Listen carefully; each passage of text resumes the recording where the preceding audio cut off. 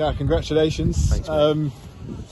How's it feel standing on the sideline compared to being a player in those situations? That's a tense old game with a lot of ups and downs for you. Yeah, I'll probably relax a little bit more as the actual game went on. That's a weird thing to say, but the game itself, I thought we were the better team at the start. Second half, sort of a bit of a non-event. I think they finished the first half stronger, and then I felt like towards the latter stages of extra time, I felt like we were the better team. We looked like we were in the ascendancy. We looked like a team that were probably going to score a goal. And that's testament to them. To concede so late in the sort of latter stages of normal time, it's difficult emotionally, and you've got to be gritty, resilient, and they just showed how much how spunky they are as characters, how much grit they've got, how much willingness and desire they've got to want to win the football match. And I said to the guys before the game, if you truly believe it's your night, it'll be your night. That was my honest opinion. Even going into the penalties, that was our little huddle speech. Believe it's your moment, believe in your own moment, picture the moment. And the penalties were absolute perfection, but going back to your original point, it's a lot more difficult to be on the sideline than it is. I'm definitely a header and kick it sort of character from the sides, definitely. You mentioned the second half, the game really came to life, didn't it? And obviously Gloucester took the lead, but you came back, and as soon as you scored that equaliser, you were well on top. A brilliant solo goal for the goal that put you 2-1 ahead. Real gut punch to concede that late on. Was it 102nd minute or something along those lines? How were you feeling at that moment? My immediate thought was to obviously try to relay the message onto the boys that it's not doom and gloom. Like, yes, it's a difficult moment to absorb at that moment, but compose yourselves and stay in the game at that point when it goes into the sort of start of extra.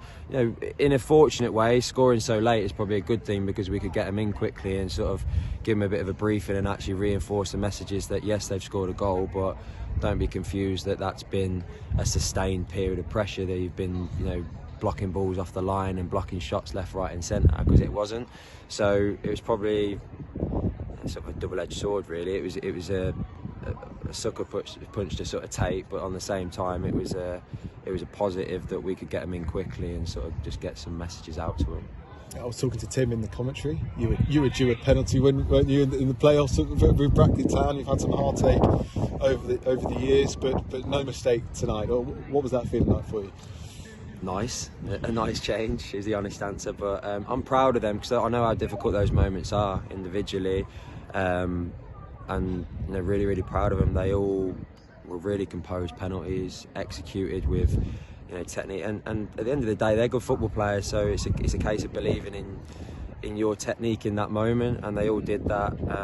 And I felt like the penalties were executed to absolute perfection, and from our perspective, we didn't really get the time to work on that just because of the turnaround of fixtures and games and stuff like that. So for them to be able to execute it so well is testament to them as individuals and how they can control their emotions in front of a crowd. So it's brilliant. There's going to be some tired legs tomorrow, aren't there? There is. The lads will be looked after. We've got a great medical team, so they're all going to be looked after. We'll do the right thing. We'll come back together on Friday before the game at the weekend. Just get some rest into legs, get some analysis work done, and they're so fit. Honestly, you can see that tonight. Their energy, and the legs in that team. It's one of the reasons we selected the team we did, because they are so fit, so strong, so fit, so enjoyable to watch, and they're so easy to manage because they do it naturally. You don't have to encourage them. They want to go out there and have a dogfight and have a right go, and their quality comes out on top as well. So it's good. And just finally, looking ahead to the weekend, you'll have some tired legs like you mentioned, but you'll also have a lot of belief, a lot of confidence, a lot of momentum from this evening as well, and go see what you can do. Yeah, like I said, it's going to be a real tough fixture. Chester are a really good team. There's no bones around that. They're a real good team. Callum's done a great job with him this year.